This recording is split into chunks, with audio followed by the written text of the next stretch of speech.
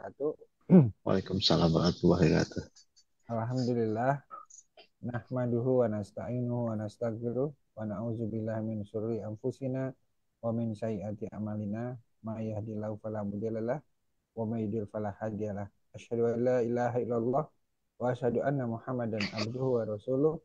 Allahumma sholli ala Muhammad wa ala ali Muhammad fil alamin innaka Hamidum Majid. Rabbi shrah li sadri wa yassir li amri wa hlul 'uqdatam min lisani yafqahu qawli amma ba'du. Alhamdulillah, puji syukur kehadirat Allah. Malam hari ini kita akan melaksanakan kembali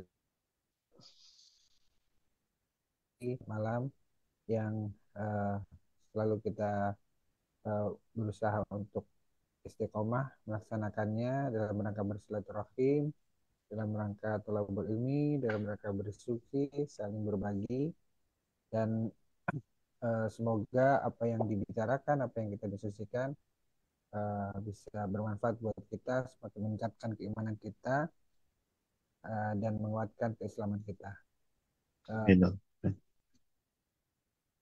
Perkara IMAH, Indonesian Muslim Association Hong Kong, dan IDHK, Dompet Duafa Hong Kong. Salam salawat semoga tetap tercurah untuk junjungan kita Nabi besar Muhammad Shallallahu Alaihi Wasallam, para sahabatnya, tabi'in, serta umat Islam yang memperjuangkan agamanya sampai akhir zaman. Amin, amin, ya rabbal alamin. Malam hari ini kita akan melanjutkan kembali paparan sirah Nabi besar Muhammad Shallallahu Alaihi Wasallam. Peace be upon him, ya. Peace be upon him. Peace and blessing be upon him. Peace and blessing be upon him, ya. Selamat, selamat. Nah, ini yang akan disampaikan oleh Ustadz Brother Didi yang menyampaikan sirah tidak berdasarkan kronologis waktu sebagaimana kita belajar sejarah, tapi Pak Didi dengan metodenya Ikan untuk cuplikan. cuplikan-cuplikan mutiara-mutiara hikmah yang diambil dari sejarah perjalanan hidup Rasulullah Shallallahu Alaihi Wasallam. Peace be upon him. Selanjutnya untuk mempersingkat waktu, marilah kita buka dengan bacaan basmalah. Bismillahirrahmanirrahim. Bismillahirrahmanirrahim. Alhamdulillah, salatu wassalamu ala rasulullah wa alihi wa sahbihi ajmain. Alhamdulillah, kita dipertemukan lagi hari ini, malam Sabtu, malam yang dingin dan sepi, tapi insya Allah hati kita tidak sepi karena hari ini kita akan bercengkrama lagi dengan sirah Nabi Muhammad SAW, mengenal hidup beliau, mengenal perjuangan-perjuangan dan kisah-kisah beliau, sehingga lebih membumi, lebih kita pahami, lebih mengerti, karena Rasulullah SAW dikirim sebagai penyempurna akhlak tadi ya. Dan salawat dan salam kepada Nabi Muhammad SAW. Jadi alhamdulillah kita hari ini sudah berkali pertemuan, jadi saya nggak catat sudah berapa kali pertemuan, tapi kita sudah bahas ada 15 topik, kemudian dan sampai kita terakhir itu sampai ke topik 24. Jadi hari ini kita masuk 25. Kalau nggak salah saya topiknya total 50-an, kalau nggak salah. Mudah-mudahan Masih nanti separuh, baru separuh nih ya. baru separuh. Dan udah kita sudah berapa kali pertemuan kali ya? 8 kali, 9 apa 10 gitu ya. Jadi kan satu pertemuan ada 3 topik yang ringan insya Allah. Jadi 25 memikat hati, 26 dermawan, 27 pesuruh pesuruh Allah Rasulullah. Jadi ada pesuruh, ada messenger kalau bahasa Inggrisnya. Baik, kita masuk ke yang pertama, mudah-mudahan 3 topik hari ini. Pertama, memikat hati. Judulnya memikat hati. Sebenarnya sih to win hearts. Win hearts itu diterjemahkan sebagai apa ya? Win hearts itu Win dia heart, di ya. winning Merebut hearts hati, itu merebut merebut hati, hati, ya, ya. memikat hati. Iya benar sih, memikat Memikat hati. ya, ya.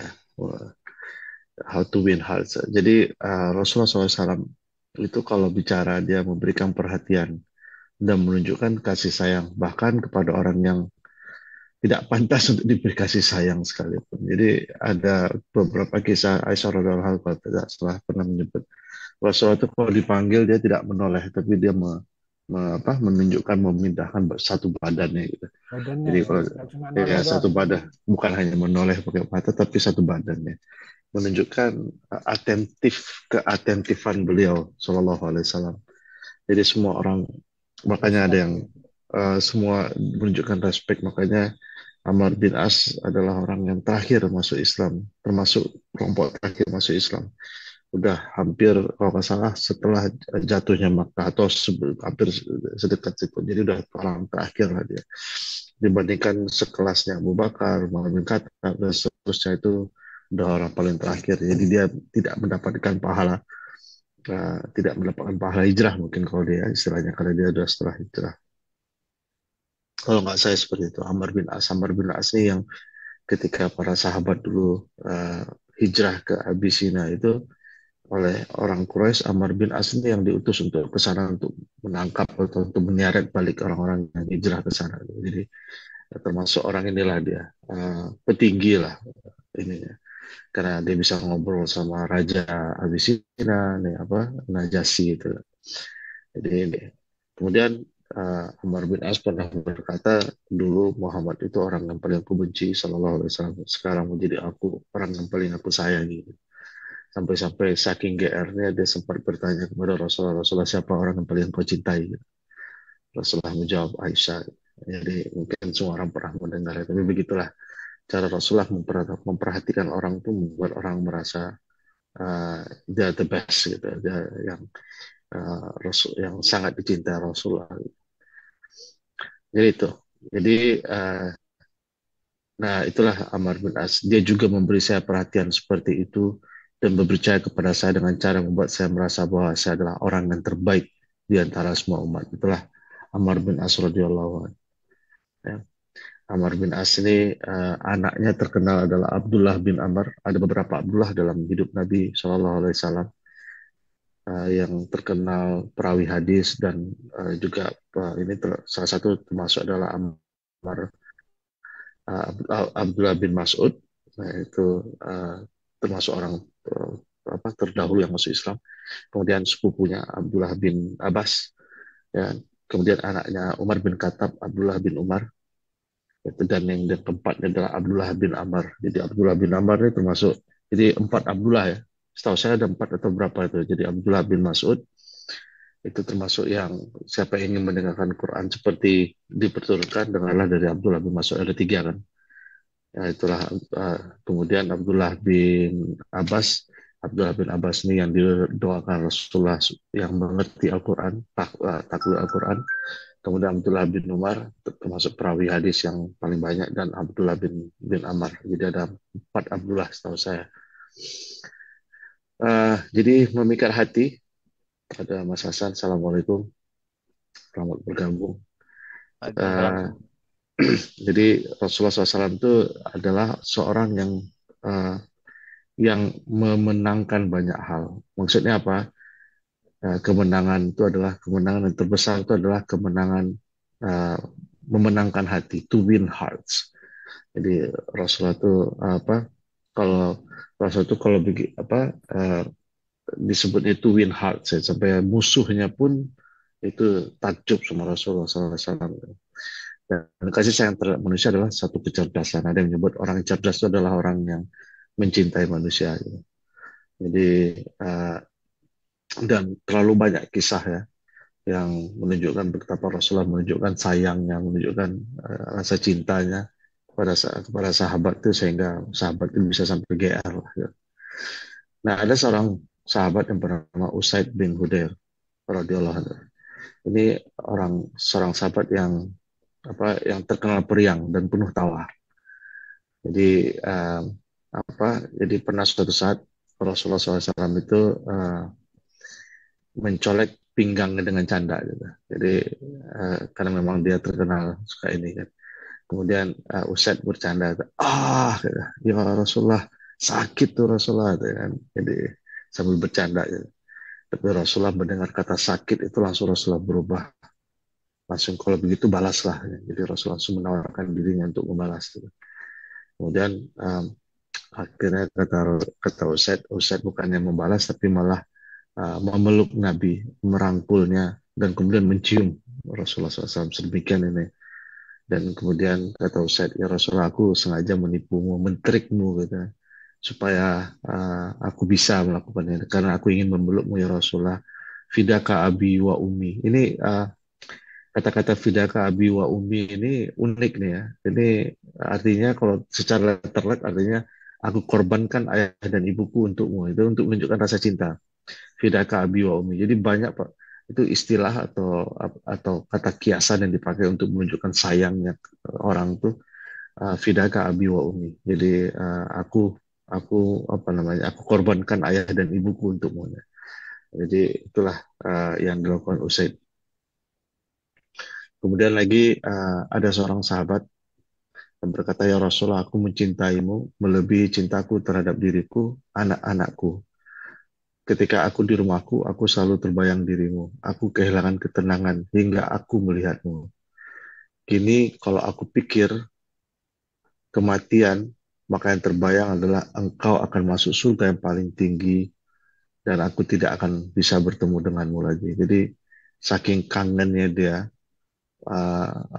dia khawatir nanti kalau sudah meninggal dia nggak bisa ketemu lagi sama Rasulullah karena Rasulullah sudah di surga yang paling tinggi sebenarnya. Dia mungkin kalaupun bisa masuk pun tidak setinggi itu surganya gitu. Mendengar ini Rasulullah terdiam. Rasulullah nggak bisa menjawab kecuali mendapatkan wahyu dari Jibril kan. Karena sesuatu yang berhubungan pada kita bahas waktu Pak dia. Anything about Jannah, anything about hellfire, anything about hereafter, itu hanya Allah yang mengetahui yang gaib. Nabi tidak diberitahu, tidak akan mendapatkan ilmunya kecuali diberitahu oleh Allah dan Jibril tidak akan turun kecuali Allah perintahkan. Jadi kemudian Jibril turun dan Jibril turunkan surat An-Nisa ayat 69 yang bunyinya wa may yuti'illahu wa rasuluhu fa ulaika ma'allazina an'amallahu alaihim minan nabiyyina wasadiqina wasuhada wasalihin wa hasuna ulaika rafiqa. Rafiq itu uh, apa ya, sesuatu yang dekat gitu. Dan barang siapa yuti Allah, yang barang siapa mentaati Allah wa Rasul, dan mereka itu akan bersama-sama dengan mereka.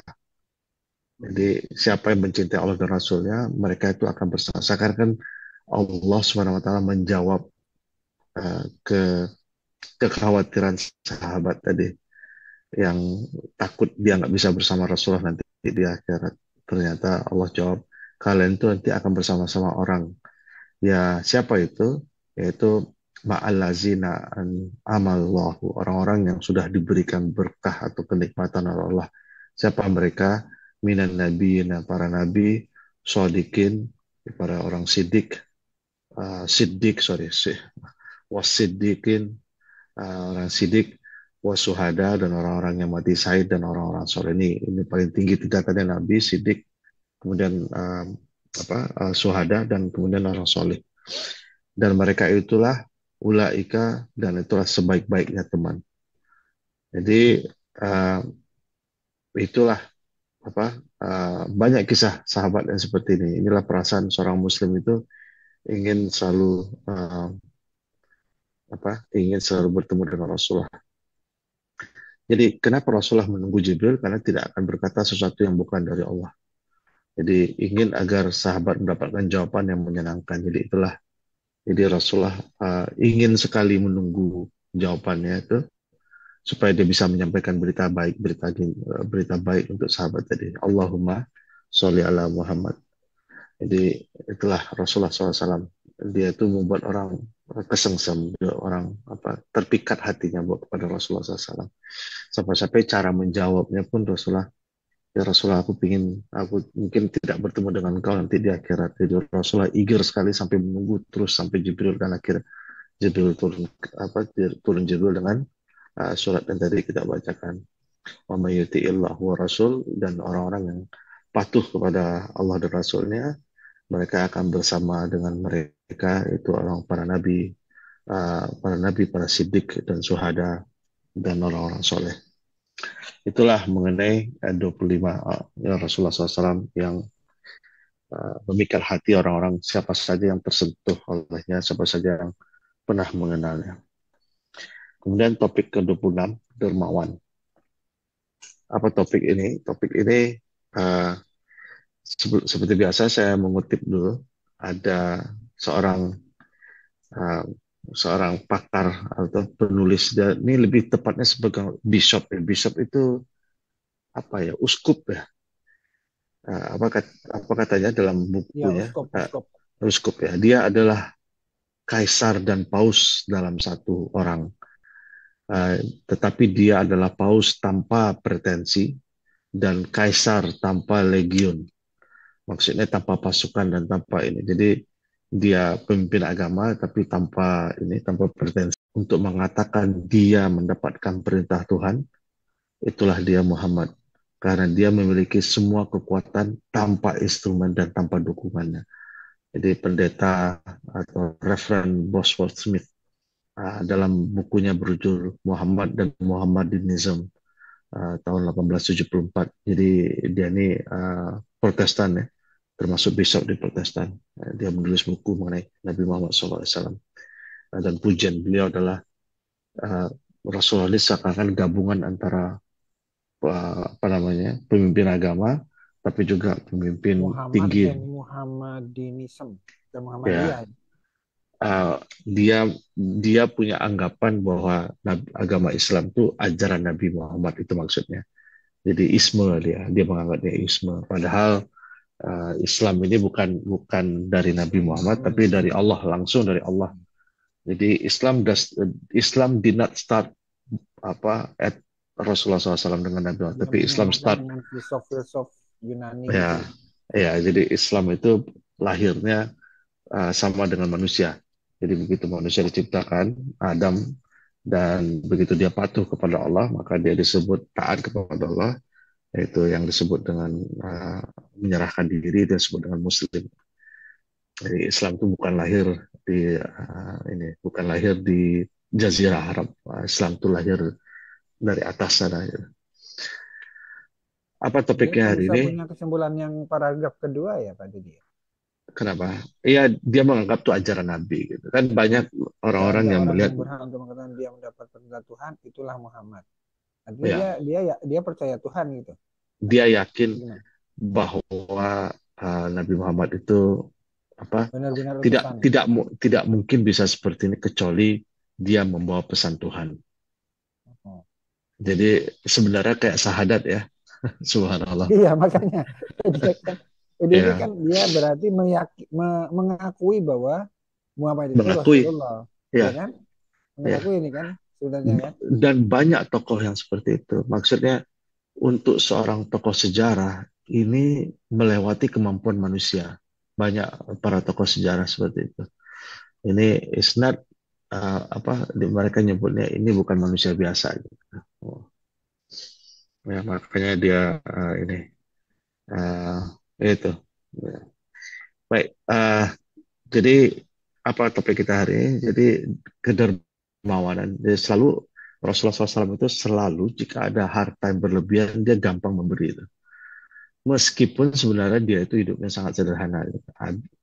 Jadi istilahnya kalau dalam ininya he has abundant of gold, but not only gold but the heart of gold. Gitu. Jadi Heart of hatinya gold. tuh It has gampang banget abundant of gold. memberi. Ya, kenapa? Itu tadi dia kan yang membisikkan kemiskinan itu adalah setan. Jadi para nabi tentunya tidak akan pernah punya khawatir akan kemiskinan karena keyakinannya pada Allah. Jadi pernah suatu saat Rasulullah SAW ini saya selalu eh, ini saya ingat peci saya jadi masih belum ikhlas. Jadi Kemarin saya Rasulullah sudah itu bilang ini bagus ya. Saya pikir mau iya, adain ya. ya, tapi kan saya belum nyampe ke situ ya. Jadi Rasulullah SAW itu pernah menerima hadiah, kalau nggak salah dari ada orang kembali dari Yaman gitu kan. Jadi Rasulullah tuh kebetulan memang dia nggak punya sal itu untuk apa, nggak pernah punya. Jadi lagi butuh banget Rasulullah, dan ada orang yang ngasih, senang banget Rasulullah dikasih gitu kan. Dan Rasulullah bangga sekali, dan Rasulullah senang pakainya. Jadi suatu saat Rasulullah pakai dan dengan bangganya. Saking bangganya Rasulullah, saking senangnya, ketika habis pakai itu Rasulullah nanya, nih bagus kan, bagus kan. Nah, ternyata tiba-tiba di waktu itu ada seorang Beduin dan di situ gitu. Mungkin nggak tahu latar belakangnya, nggak tahu apa, dia langsung meminta ke orang, ini untukku ya katanya. Dan Rasulullah in a blink of an eye, gitu, tanpa mikir sedikit pun langsung Rasulullah buka kasih ke dia, gitu. Sampai sedemikian Itu Rasulullah Baduy ini memberinya. bukan pembegal ya? Eh, Ya kalau di sana agak rough around the edges, apa bahasa Indonesia, agak, jadi agak kasar dikit gitu, karena mereka kan Gak berani tinggalnya tapi uh, walaupun mereka masuk Islam, masuk ini, tapi mereka ya kadang-kadang mana-mana Muhammad, orang ngomongnya gitu. Jadi kadang-kadang agak ini kita agak ya karena memang nggak mereka nggak pakai inilah basa-basi istilahnya basa-basi. lah. Itulah kalimat paling santunnya, mungkin itu nggak basa-basi gitu. Hmm. Jadi itu kemudian uh, benar Rasulullah pernah bersabda kan dalam sebuah hadis, la tu'minu ahadukum hatta tuhibuna li akhih. Jadi tidak beriman seorang kamu hingga hatta yuhibbu, sorry, yuhibba, ini error hari ini, yuhibbal akhi. Tidak beriman seseorang, ahadukum di antara kamu, hatta sampai dia mencintai saudaranya atau tetangganya, dia bilang tetangganya gitu. Apa yang mayuhibbu li nafsi, apa yang dia cintai. Jadi uh, istilahnya memberi apa yang kita sukai kepada orang lain adalah ukur kekuatan iman, subhanallah. Jadi makanya ini dahsyat ini, apa, keinginan bahwa dia itu nggak melihat kejatuh cintaan sama barang itu. Jadi nggak ada jatuh cinta yang sama barang. Jadi begitu senang Rasulullah pakai itu, begitu orang minta langsung dibuka itu tanpa mikir. Dia udah kayak refleks gitu. Ya, dia bilang begitu ia memberikan sesuatu yang dia sukai, dia pikir ini pasti besar pahalanya. Gitu. Jadi kurang lebih seperti itulah. La yu'minu, bukan, tadi saya nyebutnya la tu'minu ahadukum hatta tuhibba. Jadi harusnya la yu'minu. Jadi pakai kata ganti ketiga. Ya. La yu'minu ahadukum hatta yuhibba la akhi. Jadi kata bentuk ketiga. Uh, jadi tidak beriman dia orang apa, tidak lengkap imannya, mungkin lebih bahasanya seperti itu. Jadi bukan tidak beriman, ini bahasa ini ya, bukan bahasa hukum. Jadi maksudnya ukuran kekuatan iman itu adalah memberikan apa yang kita sukai. Jadi jadi pernah suatu saat ada suatu suku yang namanya suku Mudar itu datang ke Madinah, dan mereka ternyata satu suku itu tidak punya kemampuan ekonomi yang tinggi, jadi banyak di antara mereka yang bertelanjang kaki dan malah pakaiannya itu sangat minim gitu. Sampai-sampai hampir tidak menutup aurat gitu. Dan Rasulullah sangat prihatin gitu. Jadi ketika selesai sholat, Rasulullah sempat memberikan sedikit kata sambutan. Kemudian Rasulullah langsung mengingatkan para sahabat, itu orang-orang muhajirin dan orang ansar gitu, bahwa ada di antara kita yang kekurangan gitu. Dan semua sahabat itu pergi dan mereka balik membawa makanan dan pakaian dan apa aja yang ada di rumah mereka gitu. Dan ini membuat wajah Rasulullah itu semeringah gitu, merasa senang melihat gitu. Kemudian itulah Rasulullah, siapa yang memulai sesuatu yang baik, maka dia mendapatkan pahala dari semua yang mengikutinya tanpa ada pahala yang dikurangi. Jadi Rasulullah bukan hanya melakukan itu, tapi juga Rasulullah mengajak dan memberi contoh. Dan siapa yang memulainya, maka orang-orang yang dia akan mendapatkan pahala dari orang mengikuti. Jadi istilahnya ini ya, apa, pahala royalti pahala gitu, apabila kita memulai sesuatu yang baik. Allahumma sholli ala Muhammad. Itu yang ke 26 mengenai kedermawanan Rasulullah SAW.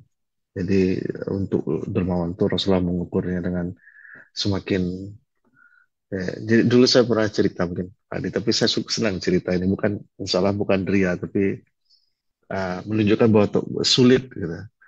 Jadi dulu sebelum sebelum sebelum kita kalau sekarang kan mengirim makanan dari Indonesia gampang banget, ya udah ada SSL ya. Ya, Mas Hasan ya. Dulu kejadian itu mungkin agak 8 9 10 tahun yang lalu gitu. Jadi belum agak sulit. Biasanya kita kalau mau beli makanan itu pas lagi pulang liburan bulan Juli, bawa koper, bawa beli makanan, nyetok makanan gitu kan.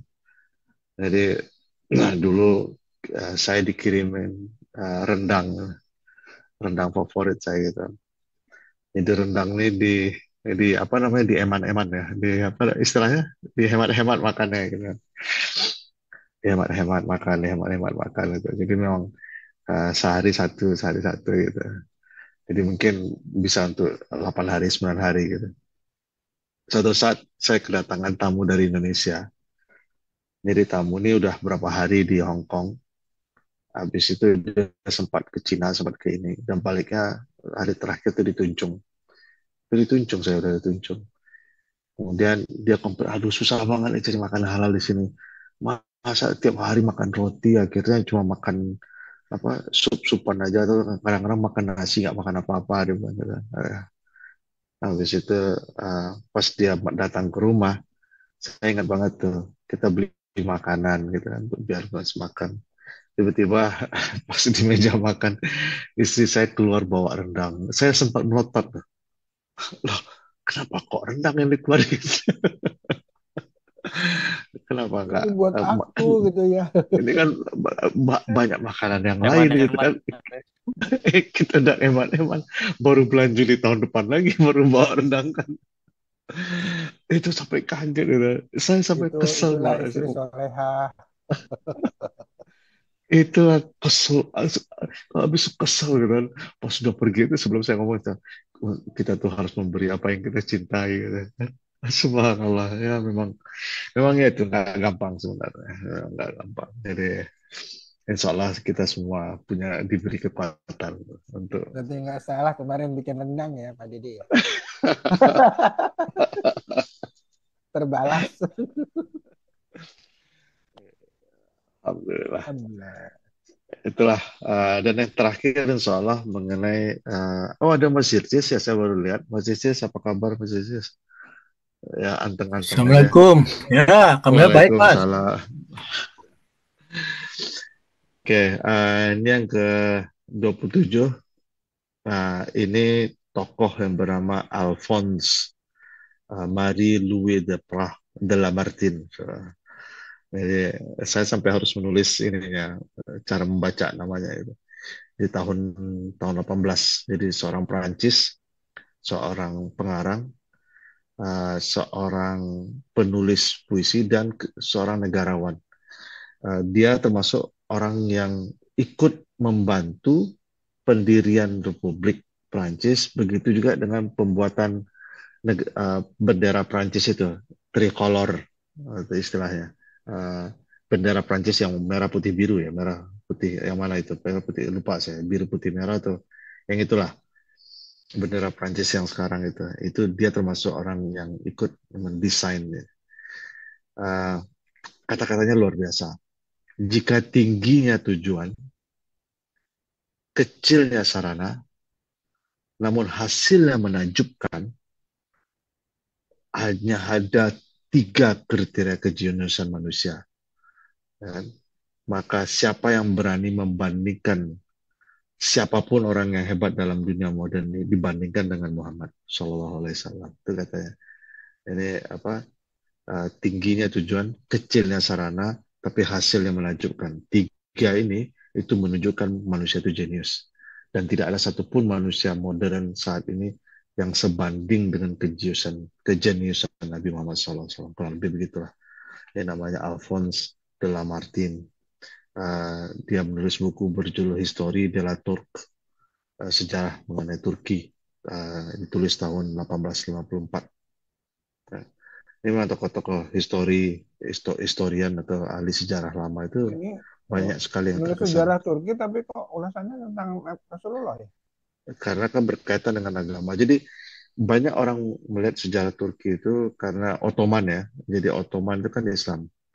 Ada uh, perintah-perintah atau instruksi-instruksi atau dekret-dekret selama yang dikeluarkan oleh Sultan itu yang cukup menggugah orang ya sebenarnya.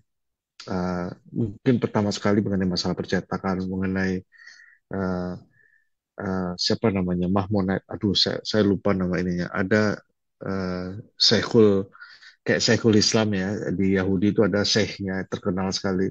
Itu keberhasilan dia tuh adanya pas di zaman Ottoman gitu. Zaman Ottoman tuh banyak kejayaan-kejayaannya dan keputusan-keputusannya itu yang uh, sangat berbau Islam gitu. Bahkan kalau nggak salah beberapa sultan, saya nggak ada catatannya, tapi saya ingat tuh beberapa sultan Ottoman itu ketika mereka menang perang kan itu kan orang-orangnya kan ditawan kan menjadi sandera, jadi kayak budak gitu ya. Tapi bukan mereka perlakuan budak, malah mereka angkat kayak kayak keluarga, kayak anak gitu, kayak sama Rasulullah SAW sama Zaid bin Harithah misalnya. Malah sampai-sampai di antara mereka tuh yang menjadi patih gitu. Jadi kayak menjadi kepala perdana menteri gitu. Jadi walaupun jadi kayak budak diangkat sebagai anak, tapi tidak diperlakukan malah diajarin jadi orang nomor dua lah. Karena pemerintahan kan bukan sultan kan ininya, tapi yang merankan pemerintahan tuh patihnya itu perdana menteri itu perdana menteri itu uh, dari non muslim tadinya dan dari Buddha sampai perlakuan itu luar biasa dan itu yang membuat mereka mengaitkan uh, apa namanya kejayaan Ottoman kerajaan Ottoman itu dengan keislaman mereka gitu karena ini nggak mungkin karena apa banyak peraturan-peraturan yang ini makanya dia kaitkan ke Nabi Muhammad SAW karena Nabi Muhammad yang sangat elemental sangat fundamental dalam ini dalam mempengaruhi cara berpikir orang-orang pemerintahan Islam mungkin dari situ gitu. Memang kalau kita lihat hidup Nabi Muhammad SAW ini banyak sekali kisah menarik. Gitu. Sebagai contoh, Rasulullah disebut dengan Al-Amin. Itu salah satu bentuk penghargaan atau respect terhadap karakter beliau Shallallahu Alaihi Wasallam. Jadi pernah ketika renovasi Ka'bah, jadi mereka semua sepakat ini pre-Islamik ya, jadi sebelum pra-Islam. Jadi sebelum, jadi mereka sudah menginikan Ka'bah. Kemudian Ka'bah itu karena mungkin ada beberapa hal dan sesuatu hal itu rusak dan mereka pernah ingin merenovasinya. Jadi setelah direnovasi, uh, batu hitam itu Hajaratul Aswad itu mau dibalikkan lagi ke posisinya. Nah itu beberapa suku Quraisy itu saling bertikai. Siapa di antara mereka yang pantas atau suku mana yang layak untuk mendapatkan penghargaan untuk mengangkat batu aswad itu. Jadi ini apapun itulah namanya manusia ya. Apapun bisa menjadi pertikaian. Ya, dalam hal ini mereka menganggap Hajaratul Aswad itu sesuatu yang harus dimuliakan. Mereka menganggap ini menjadi akhirnya terjadi pertikaian. Kemudian itulah yang mungkin pernah dengar kan. Nah, kemudian Nabi Muhammad SAW datang.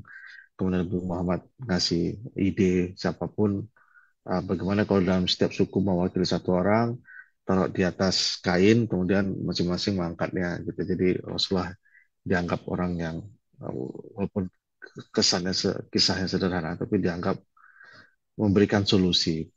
Rasulullah SAW itu dianggap respect. Dia punya punya status tertentu, punya makom tertentu. Bukan hanya itu, Rasulullah SAW terkenal orang tempat nitipin barang. Sampai-sampai di hari terakhir sebelum Rasulullah hijrah itu pun masih ada orang yang nitipin barang. Dan Rasulullah dengan setianya mengembalikan barang titipannya, padahal malam itu dia hendak dibunuh. Jadi orang ya, mungkin salah satu orang yang ingin bunuh dia itu termasuk nitip barang di dia. Jadi seperti itulah Rasulullah SAW. Jadi dari awal memang sudah punya ini. Nah, jadi perlahan sebelum Rasulullah diangkat menjadi nabi, salah satu training yang diberikan Allah itu adalah Rasulullah SAW itu suka bermimpi dan kemudian beberapa hari kemudian seakan-akan menjadi kenyataan. Jadi Rasulullah sedang ditrain untuk terbiasa dengan mimpi karena di situ nanti mimpi para nabi adalah termasuk salah satu turun wahyu Allah ya, atau Allah menginspirasi nabinya lewat, bisa juga lewat mimpi gitu. Dan semakin hari semakin sering gitu. Dan ini ternyata mengganggu Rasulullah SAW. Kenapa ya kok bisa begini gitu? Itu yang salah satu yang men-trigger Rasulullah untuk menyendiri ke Gua Hira itu. Itulah akhirnya Rasulullah pergi menyendiri ke Gua Hira yang intinya berintrospeksi dan kemudian merefleksikan diri. Jadi kenapa kok seperti ini humanity ini? Kenapa kok jadi, dan Rasulullah selalu bawa makanan sampai menginap beberapa malam, kemudian turun lagi sampai kita semua dengar kisahnya ketika Iqra bismi rabbikal insana min alaq. Jadi Rasulullah SAW bertemu dengan Jibril dan ketika bertemu dengan Jibril itu Rasulullah merasa takut. Ini memang ini kejadian yang luar biasa sebenarnya. Dan Rasulullah lari dari Gua Hira, kemudian sampai-sampai ketika melihat Jibril itu tertutup semua ini horizon, itu bahasa Indonesia horizon ya. Saya nulisnya horizon sampai menutupi semua ufuk ya istilahnya. Kemudian Rasulullah turun, kemudian berkata selimuti aku. Gitu. Jadi itulah kemudian setelah itu Rasulullah uh, ditawarkan oleh istrinya Khadijah radhiyallahu untuk menemui Warakah bin Naufal. Nah, Warakah bin Naufal ini berkata, itu siapa yang aku temui? Itulah yang namanya Namus. Namus itu adalah semua malaikat yang dikirim untuk semua nabi, termasuk Nabi Musa alaihissalam. Jadi ada yang mengkategorikan Warakah bin Naufal ini termasuk sahabat. Jadi begitu dia mendengar kisah ini, dia seakan-akan cuma belum ada perintah syahadah ya, tapi dia tahu karena kemudian dia berkata sesungguhnya engkau adalah seorang pesuruh Allah. Dan seandainya aku masih hidup ketika ini, aku akan seandainya aku masih hidup ketika semua orang Ka'bah, semua orang Mekah mengusirmu, gitu, maka aku akan berjuang bersamamu. Kurang lebih begitu bahasanya. Saya paraphrase sedikit. Kemudian Rasulullah sampai kaget, apa semua akan memusuhiku. Gitu. Jadi itulah awal kisahnya dan semua orang pernah dengar kisah ini. Jadi saya nggak spesifikkan Allahumma sholli ala Muhammad. Kenapa ini menjadi sesuatu yang spesifik? Karena kisah banyak orang mengaku nabi. Dulu pernah di Bandung ada orang yang mengaku ketemu Jibril kemudian menjadi nabi ya. Kemudian ditangkap sama polisi Bandung. Di polisi Bandung habis ditangkap kemudian ditangkap sama malaikatnya sekalian gitu. Jadi hebat banget tuh polisi Bandung tuh bisa nangkap malaikat. Jadi ketika orang mengklaim dirinya menjadi nabi, menjadi ini, mendapatkan wahyu dari Tuhan tuh biasanya orang-orang itu apa ya, kayak arogan. Nabi Muhammad SAW begitu bertemu dengan Jibril, this is life, bigger than life experience gitu. Sampai Rasulullah itu luar biasa ketakutan itu. Kurang lebih kalau mungkin dari Gua Hira tuh sampai ke rumah tuh kalau lari itu mungkin bisa sejam sampai ketakutannya Rasulullah SAW itu. Nah, karena ini bukan pengalaman yang setiap orang bisa temukan. Jadi apa namanya pengalaman yang mungkin suatu saat kita bahas nanti di topik yang lain. Tapi ini suatu pengalaman yang sangat kental, kuat untuk psikologis buat Rasulullah SAW untuk wahyu turun ini. Karena ini bukan hanya sekedar wahyu, karena ini wahyu pertama dan itu yang membuat Rasulullah SAW merasa ketakutan, merasa ini gitu. Selimut kemudian ada apa dengan diriku ya, sampai mengadu kepada Khadijah radhiyallahu anha. Baik, itu aja mungkin cuplikan kisah kita hari ini, yaitu mengenai winning hearts, mengenai generosity dan mengenai kisah pengalaman batin Rasulullah ketika untuk pertama kali bertemu dengan Jibril dan mendapatkan wahyu. Jadi menunjukkan sifat kemanusiaan beliau Shallallahu Alaihi Wasallam. Oke, mungkin itu aja Pak Adi. Sampai ke 27. Yang memikat hati ini setelah menjadi Rasul apa sebelum juga kan sudah jadi Al-Amin Iya, juga kan. sudah.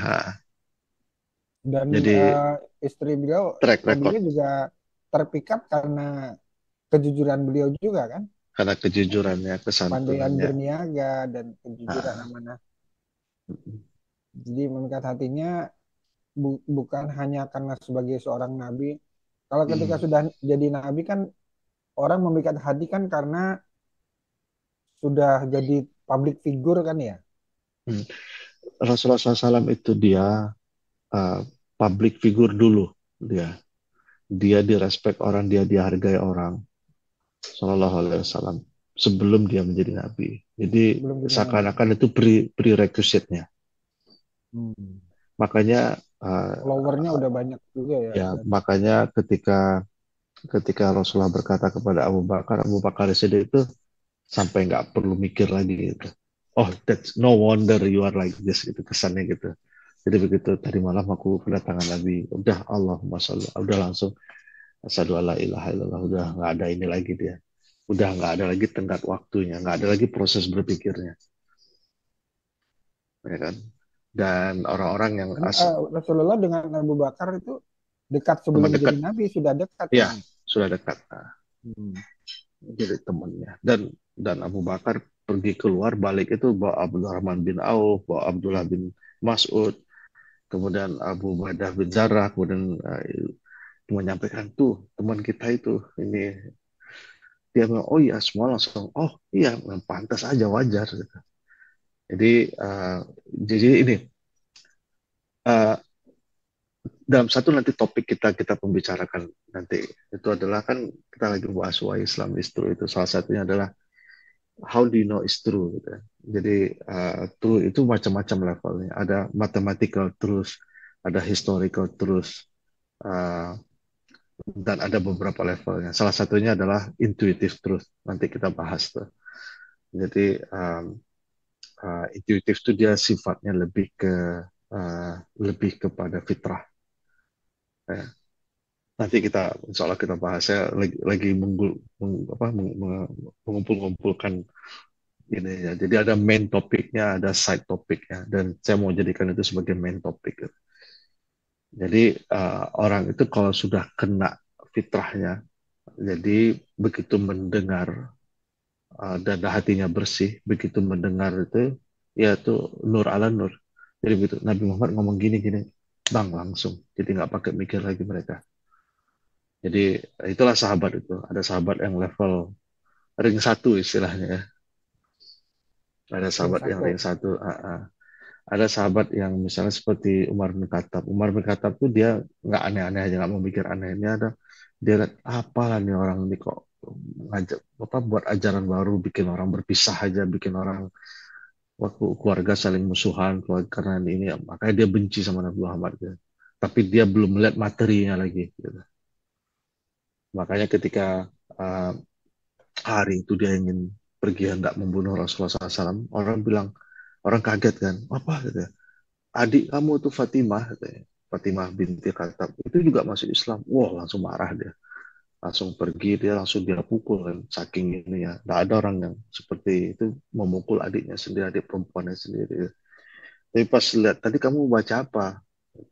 Baca ini Quran, tapi Quran tidak pantas untuk kamu. Dia akhirnya berkata penasaran, dia pergi mandi dan balik lagi pas dibacain lagi itu langsung kena jadi fitrahnya kena jadi kayak itu langsung kayak istilahnya kalau kalau di lampu itu jadi dikasih dia dia kebak apa dia ada dikasih minyak dia langsung loncat apinya nah itu yang Umar bin Khattab jadi dan orang yang terakhir masuk Islam itu kayak Ammar bin As itu udah belakang udah sempat memusuhi dulu ini kayak Abu Sofyan udah sempat perang dulu udah sempat ini lama-lama mikir gitu nah, jadi itulah seberapa korup seberapa tenggelamnya fitrah manusia itu tapi pada dasarnya dia punya fitrah dan itu intuitive truth dan nanti kita bahas di topik ini nanti sama Mas Hasan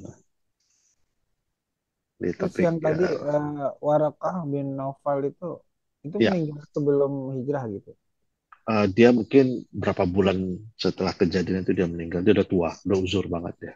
Itu Oh. sepupu dari Khadijah. Hmm.